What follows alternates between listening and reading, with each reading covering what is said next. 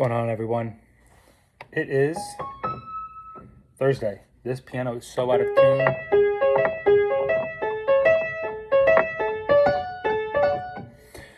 MP.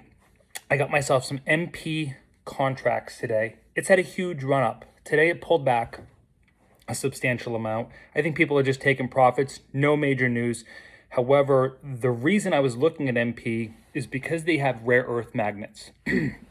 So we're going to think of the funnels and everything going on. We are going to reprice energy and electricity.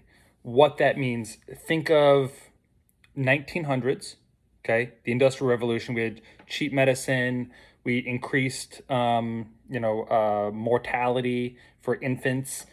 We have cheap food, cheap healthcare. The automobile, turn of the century, 1900s. Everything was oil. The electricity grid basically got shut down. We had, electric rail cars and everything in the early 1900s. All of that got shut down to push oil. Then in 1978, inflation was CPI was 13%. They repriced how they measure CPI. And then in 1979, it fell. We came off the gold standard. And you guys know the rest of history, right? We've been chasing this ball forever. Tomorrow, Thursday, Fed Chair Walsh, takes the podium for the Fed's most important inflation data print that they look for. I have a feeling, just a hunch, I have a feeling they're going to say, 2% really isn't the target anymore. 3% seems more doable for inflation, given the growth that we expect to have. I think we're going to reprice energy. I said this last year. Energy is going to be the new oil boom. Electricity, how fast can we produce it? So getting back to MP, I was looking at a bunch of different companies. Most of them, now during the Obama administration, a lot of nuclear plants, including the one in Plymouth, Massachusetts, relatively close to me, it got shut down. It takes forever to shut down a nuclear plant. I don't know, 20 years, 30 years to let everything settle down before they can start burying it. Well, that's back on. Now they're looking at plants going, we have all this sitting energy, we could just turn them back on. But it's not that simple. It takes a couple years to get a nuclear plant up and running, to make reusable, easy, cheap energy. So the nuclear play is there, but not quite there yet. What we do have, though, we got a ton of gas. We have a ridiculous amount of natural gas. GE Vernova is clearly the winner in that game. They are the Mac Daddy of that, but it's trading over $1,000 a share right now. It's a little steep. If I wanted a full contract, we're talking 100 grand. However, what are the supply constraints of this, of GE, expanding this, or if they need parts to make? So they run gas turbines, right? So think of a turbine like a car, like a wheel and a turbocharger. That's a turbine, right? It spins with air, and it makes, or you can think of an alternator or a lawnmower. As they spin, it creates electricity. It creates a spark. But you need magnets. Again, last year I told you guys that magnets were going to be the huge tray. If you got in with MP with me last year, I don't know, you're probably up 100%, 200% from last year, if you guys get in on the trade. I just extended some contracts out into 2028. I don't think nuclear will, I don't think we'll quite be there yet with nuclear by 2028. So I bought some LEAP contracts. I don't know, I think I paid $2,800 per LEAP contract at the money. Now, again, it fell today to people took profits. It fell 3%. but I suspect that it will, that it's just going to continue. It's going to continue to rally, especially because we need electricity badly. We are hyper scaling AI data compute right now in a big way, and the only way to get electricity, easily is through these gas turbines. So I couldn't buy Mitsubishi, unfortunately, which makes the stupid turbines for GE, right? They actually make the wheels. There's another company in Germany. I didn't feel like setting it up to go, buy out of the market companies, but I could buy MP. MP, makes the rare earth magnets as the turbines spin around. It creates electricity. La da da da. We have cheap fuel. That's basically the end all be all. The other thing to think about, again, which no one's talking about and you don't know about because I haven't told you yet, is the Pacific Ocean's warming.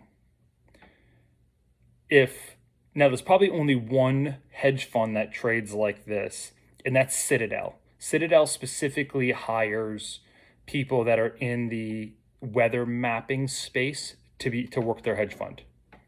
And the reason is because you can tell where commodity prices are going to rise way far in advance.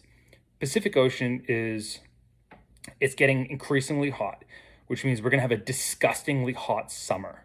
Okay? It's going to be bad. We're going to have, areas of the plains that are going to flood. We have other areas of the plains that are going to be really, really dry. It's going to be bad. We're going to need fertilizer. Okay. We're going to need obviously for corn. So if you want the fertilizer trade, look for ExxonMobil. I think they're probably the only company outside of, in America that makes ammonia as fertilizer. Yes, it's the same thing you put in your DEF truck, diesel truck. So you get ExxonMobil for that. But outside of that, again, cheap electricity. Electricity is going to be massive demand unless you're going to trade futures on, electric. We're going to need cheap electricity. Electric rates are probably going to spike. ACs are going to be running at full tilt this summer, and I wouldn't be surprised if the grid can't sustain it. And we're going to see a big push for transmission lines getting infrastructure. This is going to be the copper trade. This is going to be the aluminum trade. Again, magnets are going to be in high demand because magnets, the polarity wears out over a certain use case. They're not just like infinitely magnetic. You actually have to recharge the magnetic component of them over a given period of time. I don't know how long that is. I'm not I'm not a geologist or anything. But I know that the magnetic nature of it loses polarity. So you're going to need ammonia, okay, for corn. Again, corn also makes ethanol. We're going to have higher electricity costs. Okay, that's very important coming this summer. That's going to put a massive demand on our current infrastructure, which is trash. Okay, I guarantee you they're going to say, we really need to, increase the utility lines. That's copper, that's aluminum. Right now, they're experimenting with carbon fiber lines, so they don't have as many poles. Okay, because the carbon fiber is a little bit more elastic and take the weight. If you think of snow, if you guys ever see snowfall, the lines will go like this over time. Well, with carbon fiber, it'll actually you can expand longer distances in between different poles. So that's going to be a big one. And I think it's the way out of our current financial crisis is we're going to produce so much energy and electricity that's the only way to fix our debt to GDP. Also, if you're looking at the 30-year note, I believe the new Fed chair is going to unload all of the 30-year treasuries. The federal government is the Federal Reserve is holding about 25% of all, 30-year mortgages on their balance sheet. I bet they're going to put those back out. You're going to see bond rates increase, and they're going to take that money and they're going to flip it back into short-term treasuries, drop the low-end treasuries rates up. Warren Buffett's going to look like a genius. They're going to drop that rate. The 30-year is going to go up. Traders get to play the 10. It'll be beautiful. Lending will become cheap. And margin to the hilt.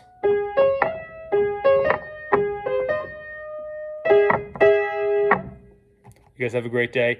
And I'm going to, actually, I'm not going to tell you where I'm going to. I'll just send you guys pictures. I'm going on a trip, but I'll send you guys pictures. Okay? Take care.